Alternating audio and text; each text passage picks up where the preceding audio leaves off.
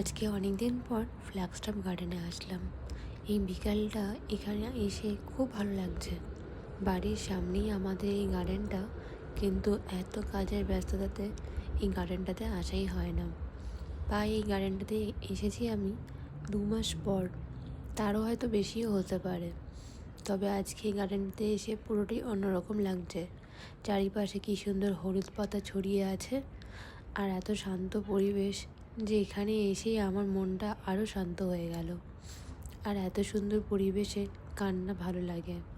তেমন আজকে বিকালে এই সুন্দর সানসেটটাও দেখতে পাচ্ছি এখান থেকে। জানি না কতটা ক্যামেরা বন্দি করতে পারছি, তবে এই যে আকাশের এই ছোট্টখানি পিঙ্ক দেখতেই কতটা ভালো লাগছে। আজকে এই সুন্দর শান্ত পরিবেশটাকেই চলুন আমি এনজয় করি।